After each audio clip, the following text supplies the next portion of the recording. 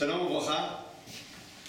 Bezrat Hashem, aujourd'hui nous allons étudier la paracha de Kitetse et nous ouvrons avec votre permission le réveil de la paracha. Perek Kav Gimel, Pasuk Yud.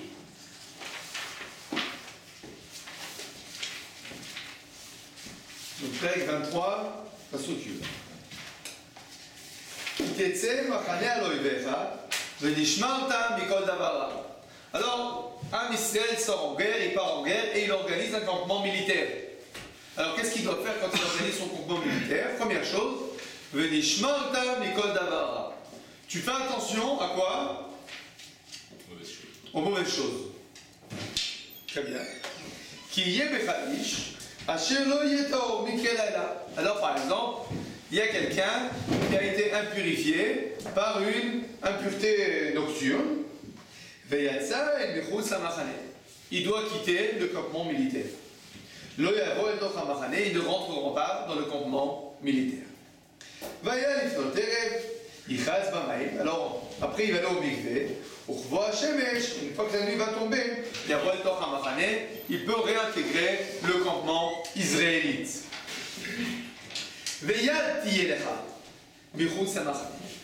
Alors, en dehors de ton campement, tu prépareras un endroit, et quand tu voudras faire tes besoins, tu sortiras là-bas. Et en surplus, on va dire, en plus de tes outils de guerre, de ton fusil, etc., tu devras avoir un yated, une pelle, et quand tu feras tes besoins, tu vas creuser avec cette pelle, et tu recouperas tes excréments.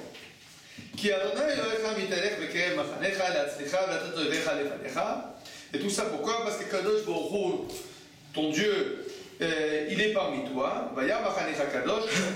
Ton campement doit être Kadosh, saint.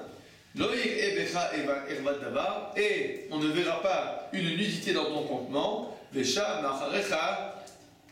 que si jamais il y a une nudité, Akadosh Baruch Hu se retirera de parmi toi.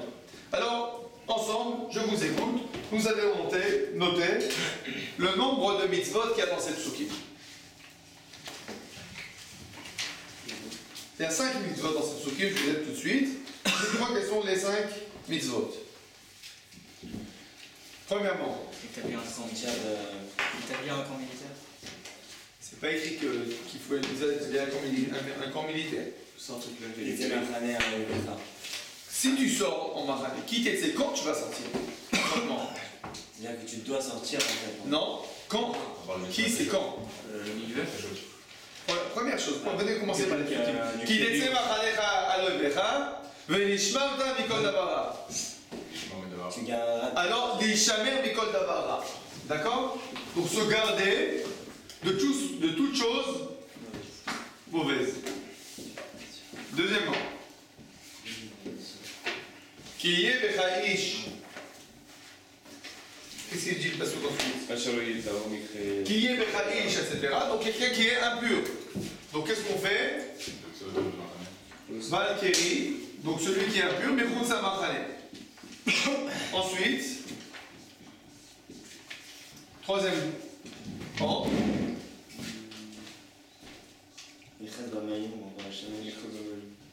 Non, ça, d'accord. Donc l'ordre, il faut sortir pour qu'il puisse réintégrer, il faut qu'il aille au mikvé. Ensuite, Veyat Yelecha Mechutza Machane. C'est quoi Yat Yelecha? On a expliqué quoi? Il faut, on va dire, prévoir un endroit pour les toilettes. D'accord? Donc Shirutim. Donc il faut débaisser. Quoi. Très bien. Ensuite, quatrième ordre. Veyatet Yelecha. Il faut que tu aies une pelle. Une pioche, une pelle. Yatet Yelecha. Pourquoi faire? Pour recouvrir les besoins. Et cinquième ordre. Le Yerae Becha Eradara, qui n'est pas de nudité.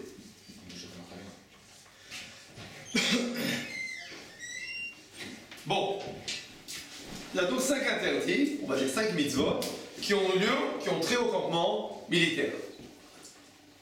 Est-ce que ces mitzvot n'ont trait qu'au campement militaire? A priori, non. Avoir des WC, c'est une mitzvah qui est juste rien qu'au campement militaire. D'accord? Se comporter de façon pudique, c'est rien qu'au campement militaire. Ce sont des choses, on va dire, qui sont tout à fait, on va dire, c'est même banal. D'accord? Je veux dire qu'il faut qu'il y ait... Et si la Torah n'avait pas dit qu'il faut qu'il y ait des WC dans le campement militaire, alors qu'est-ce qu'ils auraient fait les Khaïdim? Ils n'auraient pas eu de besoin. Ils auraient fait un besoin. Qu'est-ce que tu veux? C'est normal. Qu'est-ce que la Torah veut nous dire par là? C'est, on va dire, une question générale. Énormément de mitzvot, l'une après les autres, sur le campement militaire, et tu comprends pas vraiment, quoi. La Torah vient nous dire quoi, on va dire comment ça s'appelle, les indications sanitaires du campement. Et c'est la première question. Deuxième question. Comment vous comprenez ça? Les shamer mikol davar. Il faut te préserver de toute chose mal. De quoi il s'agit? On va dire c'est plutôt flou comme comment. Bon, là, on va dire, là c'est trop précis. Ça rentre trop dans les détails, on ne comprend pas pourquoi rentrer tellement dans les détails. Et là c'est trop flou. Pourquoi? Qu'est-ce que tu dis? Il faut se garder de toute chose mal. De quoi il s'agit? C'est pas clair. D'accord? Alors, Bezrat Hashem, pour essayer de comprendre, de répondre à ces questions et de mieux comprendre ce qui est marqué ici, on va commencer par l'étude des paroles du Rambam dans le Moreh Nevuchim. Le Rambam a écrit plusieurs livres. Le plus gros livre, c'est le Yad HaChazaka, Mishneh Torah. Et il y a un livre de réflexion qui s'appelle le Moreh Nevuchim, le guide des égaux. D'accord? Alors, le Rambam, la troisième partie du Moreh Nevuchim, il est séparé en 3 parties, le Moreh Nevuchim. Et dans la troisième partie, le Rambam, de façon générale, donne des explications aux différentes mitzvot. Alors là, on a plusieurs mitzvot d'un coup, et le Rambam nous explique la chose suivante. Alors le Rambam pose la question, pourquoi la Torah nous parle qu'il faut faire des WC et qu'il faut avoir une pioche pour recouvrir ses besoins? Kimikavana zot Torah. L'intention de la Torah. C'est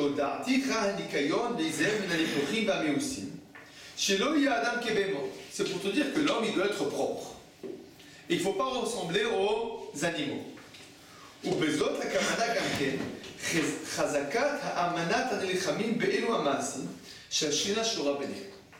Et quelle est l'intention générale de ces, on va dire, de ces mitzvot, justement dans le campement militaire? C'est pour que, on va dire, les soldats aient la prise de conscience qu'Akadosh Baruch Hu réside parmi eux. À savoir, si la Torah nous dit fais attention, ça nous rentre en, on va dire, en situation, en compréhension qu'Akadosh Baruch Hu, il est ici.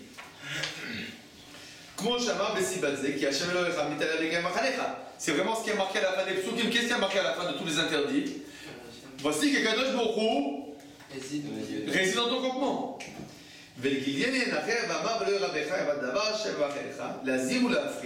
Alors, à la fin, ça termine par l'interdiction. Il ne faut pas qu'il y ait de nudité dans le campement. C'est connu que malheureusement, beaucoup d'armées, une fois que les gens se trouvent loin de leur maison, il y a beaucoup de prostitution. Alors la Torah nous dit, fais attention, il faut que tu sois propre. Fais attention à Kadosh Baruch Hu réside parmi toi, et donc, éloigne-toi de tout ce qui est prostitution. Tout ça c'est pour nous rappeler de façon perpétuelle et continuelle qu'Akadosh Baruch Hu réside parmi nous. Donc finalement, pourquoi la Torah nous parle de ça, toute cette addiction dans le campement militaire et pas dans les maisons normales? Parce que c'est plus facile de tomber dans ça. On va dire, en effet, ces interdictions, ou ces halachot, d'accord, sont aussi, on va dire, Évidente. c'est pas qu'elles sont évidentes ou pas simples, sont aussi rélévantes. Révélateur? Non, c'est naturel. Tu vois. Logique, mais c'est genre. Non, mais c'est pas important, Dans le sujet. Elles sont aussi valables, on va dire, pour tout à chacun en dehors du temps de guerre. C'est-à-dire que c'est des halakhot qui sont générales. C'est pas forcément pour... Approprié. D'accord, elles sont aussi appropriées, d'accord. Elles sont aussi... donc c'est pas forcément pour le campement militaire. Pourquoi la Torah nous rapporte ça dans le campement militaire? Parce que dans le campement militaire, il y a de façon générale une certaine tendance, on va dire, à se lâcher. D'accord? À un relâchement. Et c'est pour ça que la Torah elle nous dit attention. Akadosh Baruch Hu réside parmi toi, tu fais attention, il n'y a pas de relâchement. Alors, on va comprendre un peu plus les choses maintenant, on va étudier le Midrash. De façon générale, au cours de l'année, nous étudierons Bezat Hashem beaucoup de Midrash. C'est-à-dire qu'à savoir que, vous savez qu'il y a beaucoup de manières d'expliquer la Torah, il y a beaucoup de commentateurs, etc. Mais nous avons en fait, on va dire, les commentateurs les plus, on va dire, les plus important. les plus anciens, on va dire, ce sont les commentaires de nos sages eux-mêmes. C'est-à-dire que nos sages eux-mêmes ont commenté. Les commentaires de nos sages se trouvent dans le Midrash. Seulement, le Midrash, on l'a expliqué au dernier cours, le Midrash, ça vient de quel mot? Doresh. D'accord? Ça veut dire quoi Doresh? On a dit creuser, approfondir. Donc, le Midrash, il y a une nécessité de creuser, d'approfondir pour comprendre. Alors, regardez ce que nous dit le Midrash Tanchuma. Nous lisons ensemble la ligne 20. Bakacha.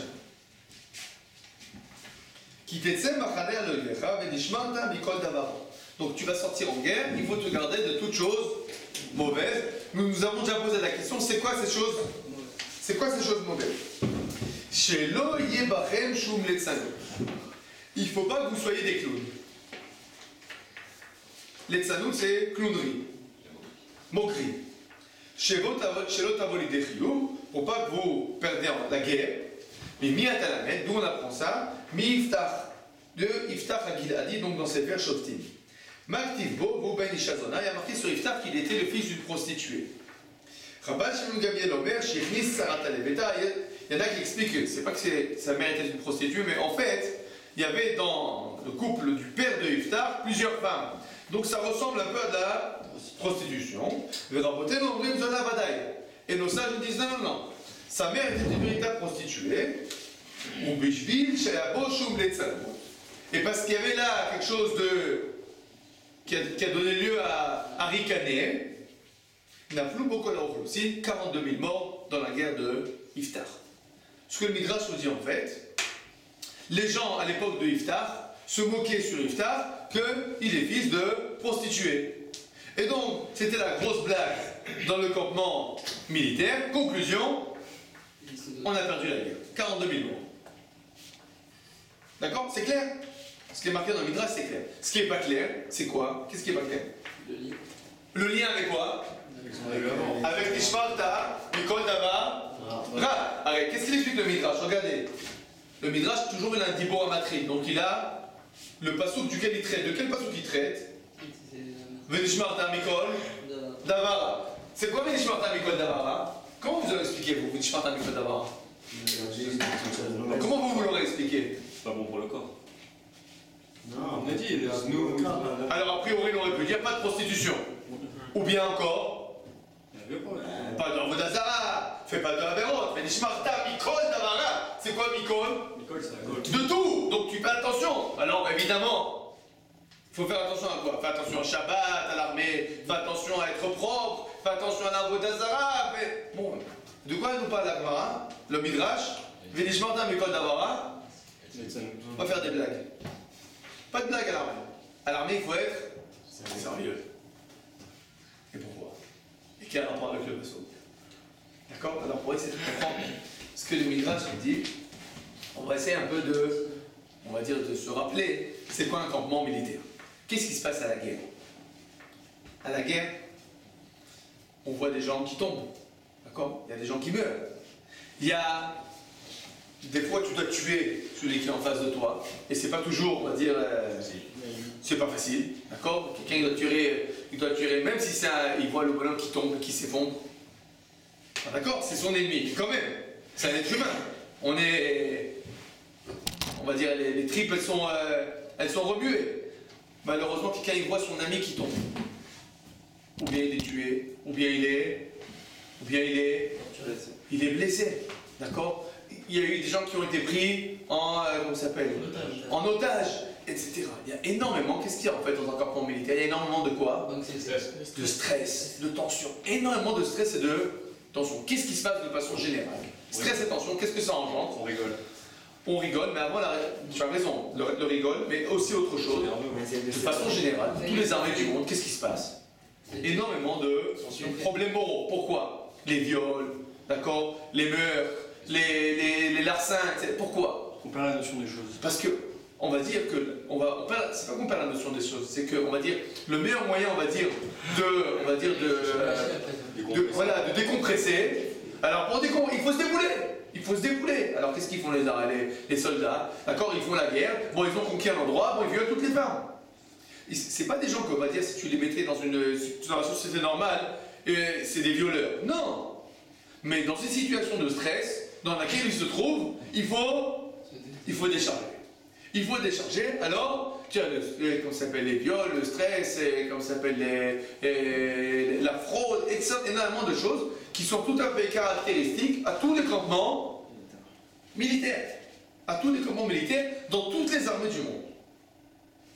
Excepté Tsahal. Excepté Tsahal, toutes les armées du monde, il y a des prostituées qui sont pour les soldats. Jusqu'à aujourd'hui, il y a la Chine en controverse avec le Japon, parce que quand il y a eu la guerre contre la Chine et le Japon, ils ont violé 50 000 femmes. D'accord? Et tous les États-Unis, c'est la même chose. Dans tous les pays du monde, quand tu envoies des Khayalim à 300 km ou à 200 km de la maison, ben, ils ne sont plus mariés. D'accord? Ils n'ont plus leur limite. Pourquoi? C'est des gens mauvais? Non, ils ne sont pas mauvais. Ce sont des gens stressés. Stressés. Pour déstresser, ils font ce qu'ils font.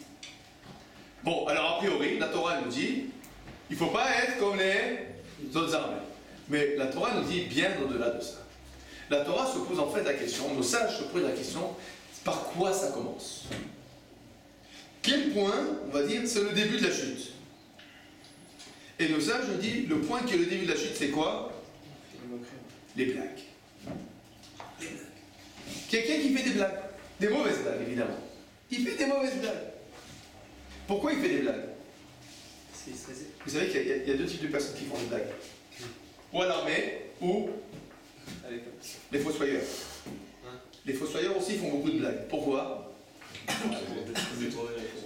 Évidemment, quand toute la journée est en train d'enterrer les gens,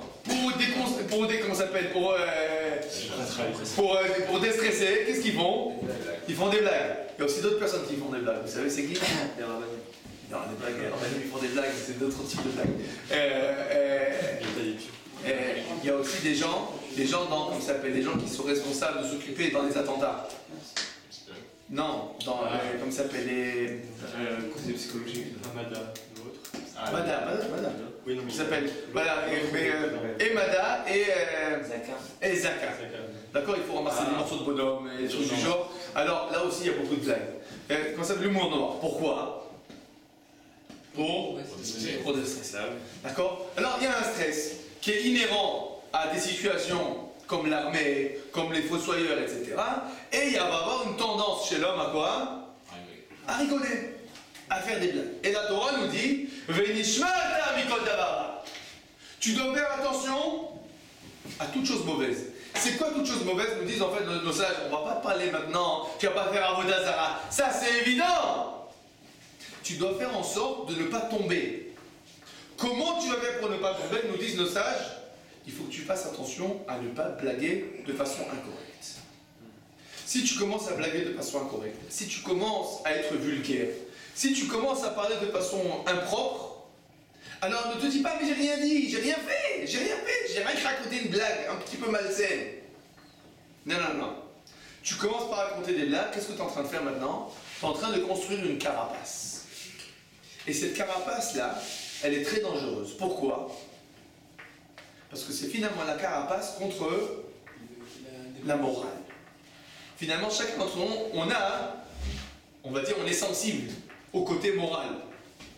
On est sensible, on a une moralité. Qu'est-ce qui se passe avec ce khayal qui finalement va faire un viol? C'est que finalement, il a construit une carapace autour de sa moralité. Pourquoi? Parce qu'il n'était pas capable de supporter le stress. Il a construit une carapace, mais à partir du moment où il a construit une carapace, qu'est-ce qui se passe? Il peut tout faire. Eh bien, il peut tout faire. Il peut tout faire. Il a perdu son côté moral. C'est ce qui est marqué dans Michelet. Il y a marqué dans Michelet, Al Torachletz pen isnaeka. Ça ne sert à rien de faire des remontrances au moqueur. Il va rien te haïr. En fait, le moqueur, c'est le bonhomme. Tu peux lui tirer des flèches. Il a fait une carapace, tout glisse. Tu lui dis, mais tu te rends compte comment tu te comportes? T'es marrant, toi. Et qu'est-ce qui se passe en fait? C'est pas qu'il n'est pas capable, il n'est pas réceptif à la moralité que tu vas lui dire. Pourquoi? Il s'est construit une carapace. Ça glisse, tout glisse sur lui. Tout est une raison de blaguer et de rigoler. Si tout est une raison de blaguer et de rigoler, il n'y a plus de morale. Nos sages nous disent, ça commence par là. Tout commence par là. C'est-à-dire, comme nos sages nous disent, le pshat du passouk, c'est quoi? Toutes les mauvaises choses. Seulement, nos sages, qu'est-ce qu'ils recherchent en fait? Ils disent, par quoi ça commence? Par quoi ça commence? Ou c'est que là, tu dois te dire, attention, une seconde, oh là là, je suis dans le mauvais, dans la mauvaise descente, d'accord? Je dois faire attention. Alors, Bezrat Hashem, je vous préviens tous, Bezrat Hashem, vous allez tous être en armée. Vous verrez que l'armée de Tzahal est une armée propre par rapport à toutes les autres armées du monde, il n'y a pas de doute. D'accord? On n'a jamais entendu des viols, etc. dans l'armée. Mais,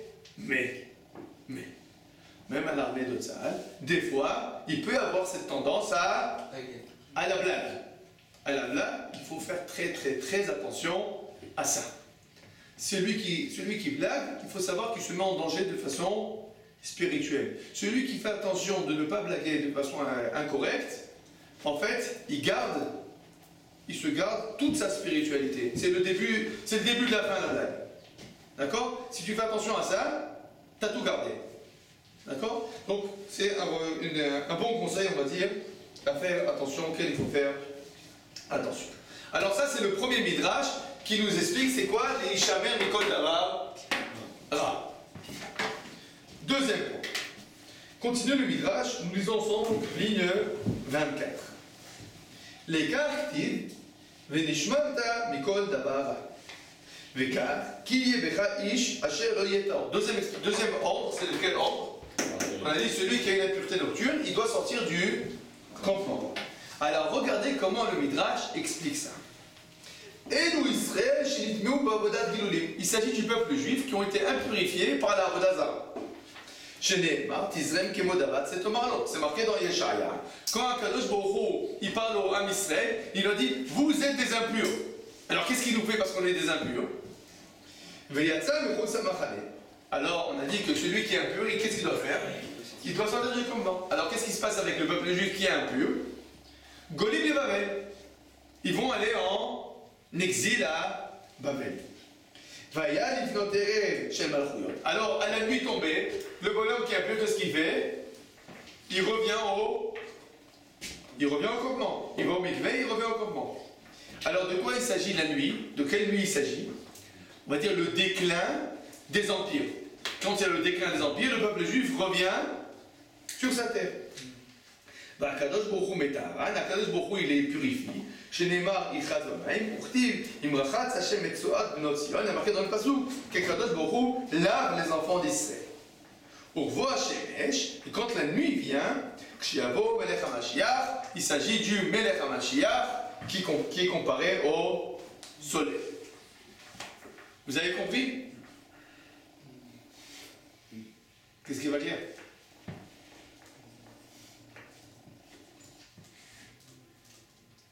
Qu'est-ce qui n'est pas clair? Dites-moi ce qui n'est pas clair. On parle d'impureté. On parle d'un homme impur, et là, qu'est-ce qu'on est en train de nous parler là? L'histoire du peuple juif. Ouais. Quel rapport entre l'histoire du peuple juif et l'homme qui est impur? D'accord, très bien. C'est ta question? Ouais. Vous êtes d'accord avec sa question? C'est une bonne question? Oui, bon, alors qu'est-ce qu'il va nous dire, nos sages? Qu'est-ce qu'il va nous dire, nos sages? Qu'est-ce qu'on a posé comme question, nous, à l'origine? Vous vous rappelez les questions qu'on a posées à l'origine? On avait dit c'est quoi ce Lisharim Mikol Davar? Ah bon, on a expliqué. D'accord? Il s'agit en fait, il faut faire attention de ne pas tomber, de ne pas commencer la mauvaise pente. Bon, ensuite, qu'est-ce qu'on a posé comme question sur tout ça? Pourquoi tous ces détails? A priori, il s'agit de choses tout à fait évidentes, banales. Qu'est-ce qui nous fait le Midrash là? Hein? Il nous élargit le sujet. Il nous recadre, on va dire, il nous dit il ne s'agit pas du tout de quoi? De ce que tu penses. Toi, tu as compris qu'il s'agit du petit bonhomme dans son machané, mais pas du tout. Il s'agit de quoi? Du peuple juif. Mais maître, il s'agit du peuple juif? Ouais, il y avait un rapprochement avec Baal Kérim pour ce machané. Alors, qu'est-ce qu'ils nous disent, nos sages? Nos sages, ils veulent nous dire autre chose. Nos sages, ils sont en train de nous dire quelque chose de très important. Il faut un recadrage. C'est quoi un recadrage? Tu voyais des choses dans une certaine optique, qu'est-ce que je te fais maintenant? Je t'élargis ton optique. Ça veut dire quoi? Qu'est-ce qu'ils viennent de faire nos sages ici? Ils viennent nous dire que quoi? C'est quoi cette histoire-là de sortir l'impur du machané? De quoi il s'agit? Israël, ils ont fauté que Dieu est sort d'Israël. Alors, les enfants d'Israël, ils fautent, ils sortent d'Israël. Donc qu'est-ce que tu vois? Que la loi, elle est appliquée. Il s'agit de quoi? D'une loi. Il s'agit d'un principe de vie. Ça veut dire que toi, hein, quand tu lis cette halakha, tu dis bon, alors celui qui est impur, il sort du machané, bon, c'est terminé. Voilà, bon, c'est tout à fait. Et nos sages, ils viennent nous dire attention. Ne crois pas qu'il s'agit, on va dire, de quelque chose de, on va dire, de sanitaire, impur. Non! Il s'agit là d'un principe de vie cosmologique. Ça veut dire, il ne s'agit pas de quelque chose, on va dire, de banal. C'est, on va dire, c'est une équation de la vie. C'est quoi cette équation de la vie? L'impureté ne va pas de pair avec la présence divine. S'il y a une impureté, il faut sortir. Alors, ça va se vivre au niveau, on va dire, du particulier, le petit khayal qui a une impureté nocturne, mais ça va se vivre aussi à quel niveau? Au niveau du peuple. Que si le peuple est impur, alors qu'est-ce qui se passe? Eretz Israël le rejette. Eretz Israël, c'est le campement d'Akadosh Baruch Hu. Là où Akadosh Baruch Hu se trouve, de la même manière que dans le campement militaire où Akadosh Baruch Hu se trouve, l'impur se retrouve dehors. Dans le campement d'Akadosh Baruch Hu Eretz Israël, s'il y a une impureté, qu'est-ce qui se passe? Eh bien, le peuple juif se retrouve dehors. Il ne s'agit donc pas d'un petit détail, il s'agit de quoi? D'un principe de vie. D'un principe de vie. Maintenant, je vais vous poser une question plus forte. Dites-moi, c'est qui ce Khayal qui a été impurifié? Il a été impurifié, d'accord, mais une impureté nocturne. Mais c'est qui? De qui il s'agit? Non, dans le chat. C'est un autre Khayal. Un Khayal. Lequel? Lequel Khayal? C'est quelqu'un qui n'a pas fait attention à. Alors, d'accord, il n'a pas fait attention, d'accord. Mais c'est qui? Quel Khayal? N'importe qui. N'importe qui. À savoir, même. Le général. Même. Le grand chef. Même le chef des armées. Vous vous rendez compte? On doit faire demain la guerre contre la Syrie. Le Ramatkal va dormir. Ah! Il se lève le matin, impureté nocturne. Qu'est-ce qu'il fait? Ben, il quitte le commandement. Et qu'est-ce qu'on fait nous? On fait la guerre sans lui. Ça veut dire quoi? Ça veut dire que peu importe le statut, et on va dire même plus fort que ça. A priori, tu saurais dire, attends, c'est qui là? De qui il s'agit? Le chef des armées, comment on va faire la guerre sans lui? Non. Akadosh Baruch Hu, si tu veux faire la guerre avec Akadosh Baruch Hu, il faut quoi? La pureté. Ça veut dire qu'il s'agit d'un principe de vie, on va dire, très très fort. Ça veut dire que nous avons la conviction que la guerre, la victoire de la guerre va dépendre de quoi? Va pas dépendre de notre force physique, mais va dépendre de quoi? De la présence divine parmi nos armées. Et puisque le fait qu'on va gagner la guerre, ou le fait qu'on va réussir à rester dans ce pays malgré qu'on est entouré de 300 millions d'ennemis, ou le fait qu'on va réussir à survivre dans le monde malgré qu'on est entouré de 70 loups qui veulent nous manger, et nous sommes une petite brebis. Mais pourquoi finalement nous réussissons à tenir le coup? Parce que quoi? Parce que nous avons un berger. Pourquoi la brebis n'est pas mangée par les loups? Parce qu'il y a avec elle le berger. Et donc nous savons, et nous avons la conviction que finalement gagner la guerre, ça ne va pas dépendre de nos tanks, ça ne va pas dépendre de nos avions, ça ne va pas dépendre de nos fusils, ça va dépendre de quoi? Est-ce que nous sommes purs ou pas? Si nous sommes purs, nous avons droit à la présence divine, et donc nous pourrons gagner la guerre. Si nous sommes impurs, alors même s'il s'agit du plus grand stratège du peuple juif, on va lui dire, bon, avec tous les honneurs que nous devons, et tout le respect que nous devons, toi tu sors du campement. Parce que c'est où toi, ou Akadosh Baruch Hu. Alors entre toi et Akadosh Baruch Hu, on préfère aller avec Akadosh Baruch Hu. Il ne s'agit donc pas là d'une petite halakha banale. Il s'agit là d'un principe de vie avec laquelle nous devons vivre tout le temps.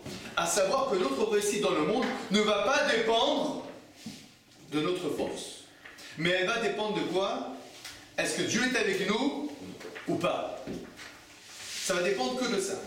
Et donc ça va dépendre de quoi? De notre stature morale et non pas de notre stature physique. Il s'agit là d'un principe extraordinaire que chaque juif en effet doit se rappeler. Mais qui c'est qui doit se le rappeler plus que tout le monde? Le Chayal. Pourquoi le Chayal, lui, doit se rappeler de ça? Parce que le Chayal, il vient avec son F-35. Et il est en train de fuser. Et il se dit, bon, tout dépend de quoi? Est-ce que je vais bien tirer? Et on lui dit, attention. C'est important d'avoir un F-35. C'est très bien, mais est-ce que tu vas gagner la guerre ou pas? Ça ne va pas dépendre que de ça. Ça va dépendre, est-ce que quand tu es parti dormir la nuit, quel type de pensée tu as eu? À quoi tu as réfléchi? À quoi tu penses? Comment tu parles? Ça va avoir un plus grand impact sur la guerre que... Est-ce que tu as une grosse bombe ou une petite bombe? Est-ce que tu as un F-35 ou un F-16? C'est important. On est obligé de faire, comment ça s'appelle, la préparation matérielle. Mais, finalement, on va dire, le coup de grâce, c'est Akadosh Baruch Hu. C'est lui qui nous le donne. Quand je dois tirer mon fusil, je dois dire Shira Ma'alot. Et je dis Yiratzon, qu'Akadosh Baruch Hu, tu me guides. Parce que c'est pas ma guerre, c'est ta guerre. Donc, c'est ta présence qui est en jeu. Donc ça va dépendre de quoi? De la pureté et de l'impureté. D'accord? Nous avons compris? C'est pour ça que nos sages, qu'est-ce qu'ils font là? Quand ils nous parlent maintenant de, comment ça s'appelle, le peuple juif, etc., ils nous recadrent l'histoire. Ils nous disent, ne crois pas qu'il s'agit d'un petit détail. Il s'agit là, on va dire, du principe même de l'existence du peuple juif. Le principe même de l'existence du peuple juif, c'est, est-ce qu'Akadosh Baruch Hu réside parmi nous ou pas? S'il réside parmi nous, on se trouve dans notre terre, on a une prospérité, tout ce qu'il faut. Il ne réside pas parmi nous, eh bien, on se retrouve parmi les nations, on se retrouve parmi les loups, on se fait manger de tous les côtés. On a expliqué ça. Ensuite, qu'est-ce qu'il nous reste à expliquer? Alors, les toilettes. Les toilettes du campement militaire. Ça, a priori, c'est vraiment tout à fait banal. Nous dit le Midrash. Veyat Yelecha. Vous écoutez? Tu auras des toilettes. Zesrout chez Abraham. Ça, c'est le mérite d'Abraham Avinu. Donc, les toilettes, c'est Abraham Avinu. Vous avez compris? Donc c'est que c'était clair. Bon, Amar Rabbi Pinchas. Veyatzat Hashamachutz, et tu vas sortir donc dehors du campement pour faire tes besoins. De quoi il s'agit? Les Babel. C'est l'exil de Babylone. Veyatati Elecha Lazanecha, et tu auras une pioche pour recouvrir tes besoins. Nebuchadnezzar Tova Mehem She'abdu Latzelem. Alors, Nebuchadnezzar demande à Daniel, Hananiel, Mishaël, Vazaria, de se prosterner devant l'idole à Babel. Et ils lui répondent, nous ne servirons pas ton Dieu. Et donc, avec la pioche, tu vas recouvrir tes excréments. Ça, c'est pour recouvrir la Avodazara qui était à Yerushalayim. Qui Hachem le Khamidel avec un Machanecha, parce que Kadosh Baruch Hu réside dans ton campement, à Kadosh Baruch Hu Niglé Alehem Miyad Netzina Min Esh, Kadosh Baruch Hu s'est révélé à eux et il les a sauvés de la fournaise ardente de Nebuchadnezzar. Michel, Hananiel, Mishaël, Azaria sont sauvés. Donc je répète, parce que ce soit clair, d'accord? Donc, les WC dont il s'agit, c'est Abraham Avinu, d'accord? Et la pioche avec laquelle on recouvre les excréments, il s'agit de Hanania, Michel et Azaria qui disent à Nebuchadnezzar, nous ne voulons pas faire de Avodazara. Vous avez vu comment le Midrash il nous raconte des histoires? Des histoires, c'est sympa. Alors, d'accord, qu'est-ce qu'il veut nous dire? Qu'est-ce qu'il fait le Midrash? Il recadre, d'accord? On a compris déjà le principe. Le Midrash, il nous change d'optique, il nous recadre l'histoire. Il nous dit en fait, il ne s'agit pas d'un petit détail. Bon, mais oubliez les toilettes d'Abraham Avinu, on expliquera ça après. Commençons par ça. Tu recouvreras tes excréments, il s'agit de Chania, Michel Bazaria qui ne font pas d'Avodah d'Azara. Ça veut dire que dans ton camp, il ne doit pas avoir d'Azara. S'il y en a, tu dois les recouvrir. D'accord, très bien. Mais il n'y a pas marqué dans les psukim qu'il y a de l'Avodah d'Azara. On parle d'excréments qui pshuto, dans le sens littéral. C'était pas par le son Avodah d'Azara? Non, l'Avodah d'Azara de Nebuchadnezzar, c'est qu'il est lui-même Dieu. Il a fait son idole à lui. Oui. C'est que en fait on a été sorti en exil à Babel à cause aussi de l'idolâtrie. Non, n'est-ce pas, c'est vrai. Et en fait le fait qu'à ce moment-là, eux ils décident de ne pas se prosterner, ça montre que par rapport à ce qu'ils ont fait avant, ils ont entre guillemets tourné la page. Ils ont tourné là. J'ai fait, d'accord? Vous avez compris ce qu'il dit? Le peuple juif, pourquoi il est sorti en exil? Bon, il avait des besoins. Ça veut dire quoi? C'est quoi les besoins dont il s'agit? Il a peur d'Azara. Donc il sort en exil. Qu'est-ce qui se passe là-bas? On a recouvert. Ça veut dire que on a réussi, on va dire, à effacer cette tâche. Comment on a effacé cette tâche? Le fait que le Bnei Israël, après qu'ils sont en exil, à cause de l'Avodah d'Azara, ils refusent de faire de l'Avodah d'Azara, donc ils recouvrent l'excrément. En fait, il s'agit donc là de quoi? De quel principe il s'agit là? Le principe de Tchouva. Ça veut dire que, c'est quoi ce principe-là? Que quand tu vas... Genre, une fois je vous racontais une histoire, c'est assez, comment ça s'appelle bon, je vais vous raconter, vous jugerez tout seul. Alors, j'ai entendu une fois une femme qui dit, j'étais dans un hôtel, c'est vraiment un hôtel catastrophique. Et sa belle-fille qui lui pose la question, qu'est-ce qu'il avait de catastrophique l'hôtel? Alors elle lui répond, écoute, j'étais aux toilettes. Et j'ai fait mes besoins. D'accord? Bon, et c'était sale.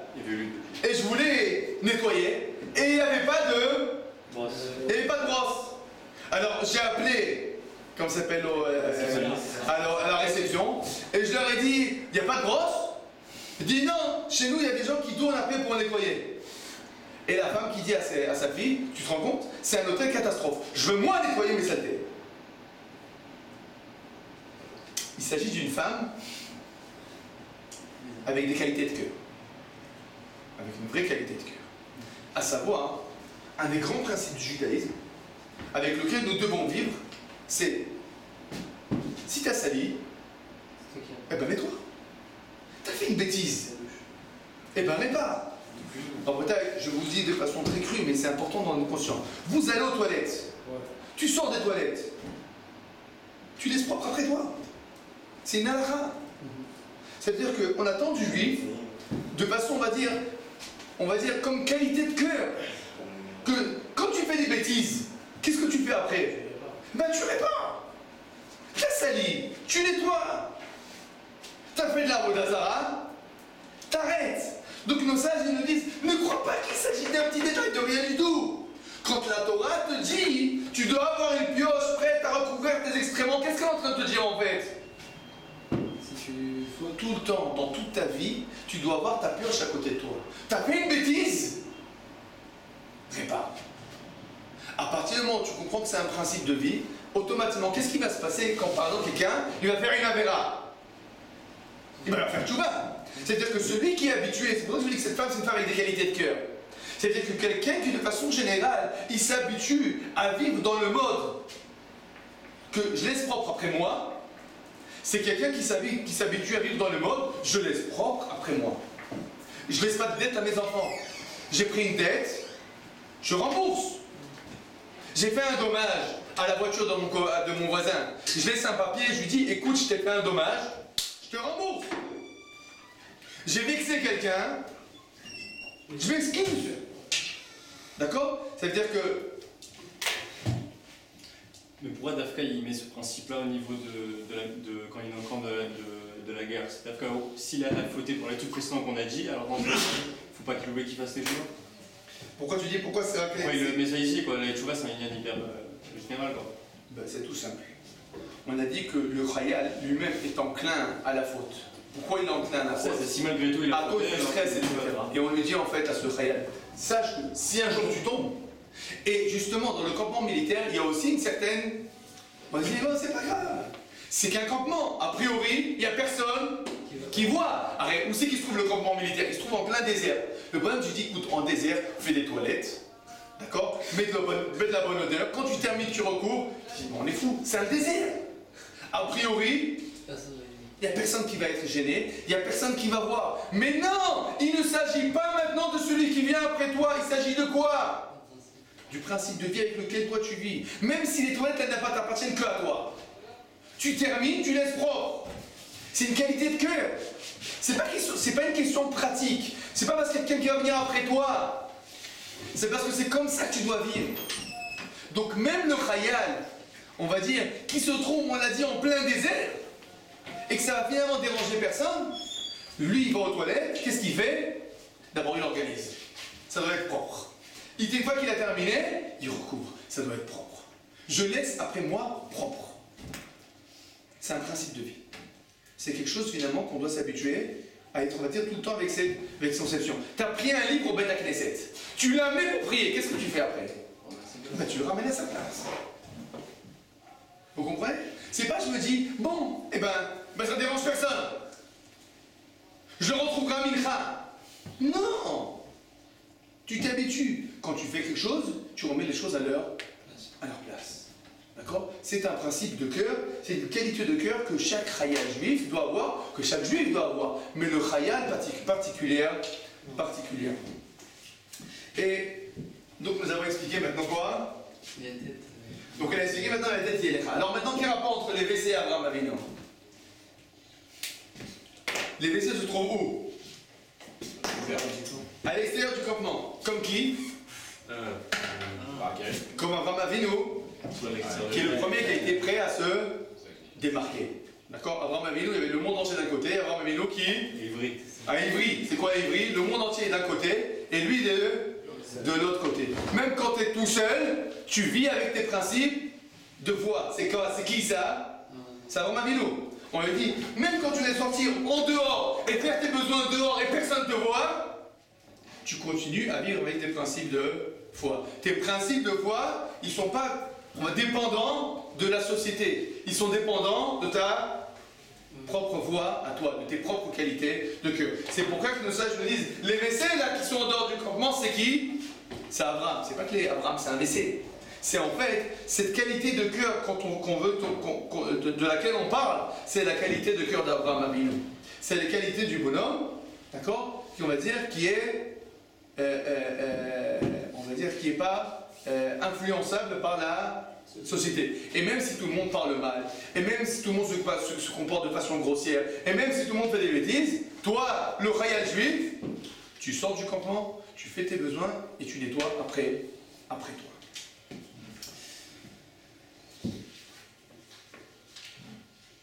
Alors pour terminer tout ça, on va lire un petit Yerushalmi qui est très très important. Regardez le Yerushalmi, ligne 36. Amar Rabbi Chia bar Abba. Quand tu sortiras en guerre, tu feras attention à ne pas faire de bêtises. Qu'est-ce que ça veut dire? Que si tu ne sors pas en guerre, il n'y a pas besoin de faire attention. Il y a marqué, si tu sors en guerre, tu fais attention. Donc si je ne sors pas en guerre, pas besoin de faire attention. Qu'est-ce que ça veut dire? Et la mikan, Satan, Mikatred, Satan. De là, on voit que le Satan, d'accord, il est présent en temps de danger. C'est-à-dire que, qu'est-ce que la Gemara nous dit? La guerre, c'est quoi? C'est dangereux. Il y a qui est là en train de danser là-bas? Le Satan, avec sa fourche et tout. Il danse avec la fourche. Et qu'est-ce qui se passe? Donc, qu'est-ce qu'il faut faire maintenant? Il faut faire attention. D'accord? Mais, si tu n'es pas en camp militaire, pas besoin de faire attention. Quel rapport avec le Satan? Ceux qui vont en profiter pour trouver. Tu crois vraiment que le Satan il avec le tricorne? Le trident, pardon. Plusieurs fois, ça, on voit ça. Plusieurs fois on voit ça. Qu'est-ce que ça veut dire? Oui. On va dire que c'est la Milchama, c'est genre tous les jours en fait. Chaque fois que tu pars en guerre contre Satan, ça veut dire que chaque fois que tu es à tout moment, le Yetzirah, il peut t'attaquer. en guerre avec toi. Ce que tu dis, c'est très bien, c'est très joli. Mais chasse, il y a pas ça. ce que tu as fait, en fait, on va dire, tu as fait du midrash sur le midrash.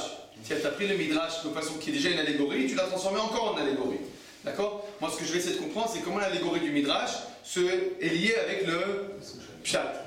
D'accord? Alors, à Botaï, c'est tout simple. Est-ce que de façon naturelle, le peuple juif peut gagner la guerre? Non. C'est pas possible de façon naturelle qu'un pays de 5 millions de personnes, d'accord, puisse vaincre 300 millions d'ennemis qui sont autour de lui. Rien que s'ils font fou, d'accord, ils nous étouffent. Alors, qu'est-ce qui se passe? Nous avons besoin d'une aide divine. Alors, c'est ce que nous dit le Midrash. Le Midrash, il dit quand tu sors en guerre, il y a le Satan. Ça veut dire quoi le Satan? C'est-à-dire que de façon naturelle, nous n'avons pas pied. C'est pas possible que le peuple juif, de façon naturelle, il survive. C'est quelque chose, on va dire, d'illogique. On est obligé d'avoir une aide extérieure. Et pour avoir cette aide extérieure, il faut avoir une conduite spéciale. Donc, ce que le Midrash, ce que le Yerushalmi nous dit, quand il nous dit que le Satan, il est là, c'est-à-dire que c'est pas, le Satan, c'est pas forcément, on va dire, qu'on a dit le trident. C'est tout simplement, on va dire, de façon naturelle, nous ne pouvons pas vaincre. C'est pas possible. Faites le calcul, réfléchissez, vous comprenez? C'est-à-dire qu'on n'aime pas réfléchir trop à ça parce que ça stresse. Mais de façon générale, d'accord, c'est pas logique. Toute l'existence du peuple juif, elle est pas logique. Vous vous rendez compte qu'il n'y a pas une seule décision de l'ONU qui est pro-israélienne? C'est-à-dire qu'il n'y a personne qui nous aime. Et malgré cela, Baruch Hashem, tout va très bien. Qu'est-ce qui se passe? Mais vous vous rendez compte, s'il y avait un autre pays comme nous, qu'à chaque fois qu'on parle que de lui, il y a un petit pays, 5 millions, 6 millions de personnes. Les 3/4 des décisions de l'ONU, c'est pour lui et contre lui. Je dis, il n'y a pas de pays dans le monde, il n'y a que nous.